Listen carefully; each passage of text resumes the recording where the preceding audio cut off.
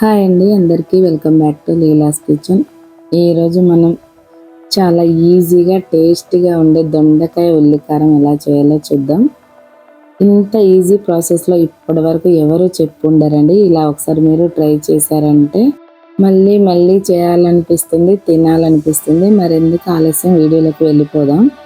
నేను రీసెంట్గా పోస్ట్ చేసిన కాకరకాయ ఉల్లికారం వీడియోలో ఒక కామెంట్ వచ్చిందండి. దొండకాయ ఉల్లికారం కూడా చాలా బాగుంటుందని, తన కోసమే చేస్తున్నా. ఇప్పుడు ఈ దొండకాయ ఉల్లికారంలోకి ఉల్లికారం ఎలా ప్రిపేర్ చేసుకోవాలో చూద్దాం. ముందైతే కొన్ని మినపగుండ్లు, అందులో సగం శనగపప్పు, ఎండుమిర్చి, పచ్చిమిర్చి, ఉల్లిపాయలు క్వాంటిటీకి తగ్గట్టు తీసుకోండి. నాకు కొంచెం ఎక్కువే తీసుకున్నాను నేను, ఎందుకంటే ఉల్లికారం చాలా అంటే చాలా బాగుంటుందండి. దీంట్లో ఒక గుప్పెడంత కొత్తిమీర వేసుకోవాలి. ఇందులోనే ఒక స్పూన్ జీలకర్ర, సాల్ట్,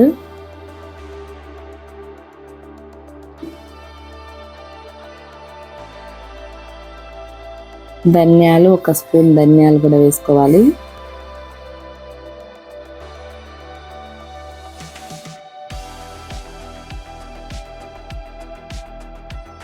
మీరు కారం ఎంత తినగలరో అంత చూసి కారం కూడా వేసుకోండి. నేనైతే 3 స్పూన్లు కారం వేసుకున్నాను. నూనెలో ఫ్రై అయిపోతుంది కాబట్టి ఎక్కువ కారమే ఉండదండి.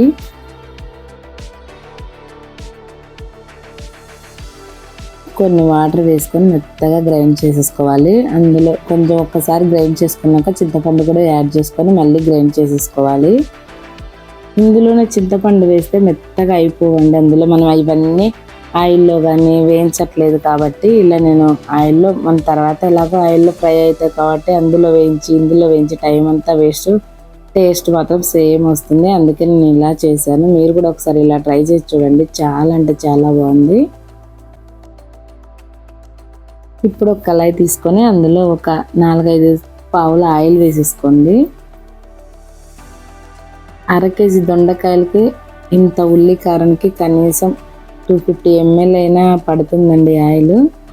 ఇప్పుడు దొండకాయలు శుభ్రంగా కడుక్కొని మనం 4 సైడ్లు కట్ చేసి అంతా చివరి వరకు అలాగే ఉంచి కట్ చేసి పెట్టుకోవాలి. తెలుసు కదా, ఇలా కట్ చేసుకొని వాటిని నూనెలో డీప్ ఫ్రై చేసుకోవాలండి.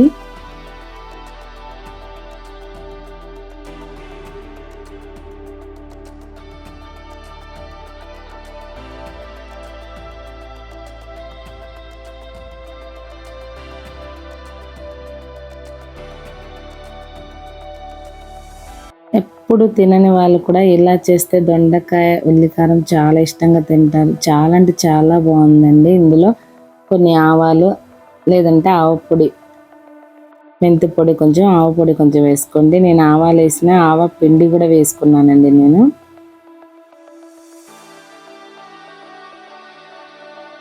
కొంచెం కరివేపాకు వేసుకోవాలి, కొంచెం పసుపు వేసుకోవాలి ఇందులోనే.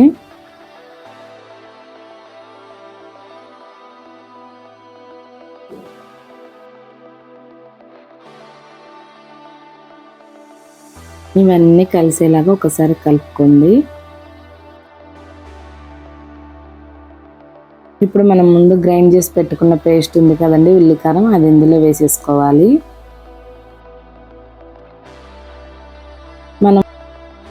ఇప్పుడు మనం ఎండుమిర్చి, ఉల్లిపాయలు, ఎల్లిపాయలు, శనగపప్పు, మినపప్పు ఇవన్నీ పెనం మీద కానీ నూనెలో కానీ వేయించి గ్రైండ్ చేసుకోలేదు కదండి, డైరెక్ట్ పచ్చిగా పట్టినాం కాబట్టి ఈ ఆయిల్లో కొద్దిసేపు మనం వాటిని ఫ్రై చేసుకోవాలి మంచిగా.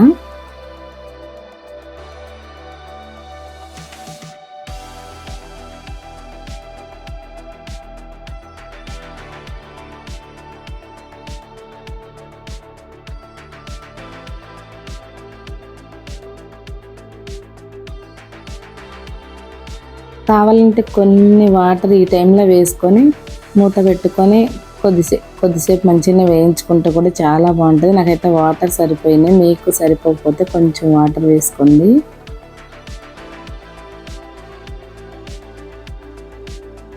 చూసారా ఎంత బాగుందో, చాలా అంటే చాలా బాగుందండి. చపాతీకైనా రైస్కైనా కూడా బాగుంది. మరి మీరు ఒకసారి ట్రై చేసి ఎలా వచ్చిందో కామెంట్ చేయండి.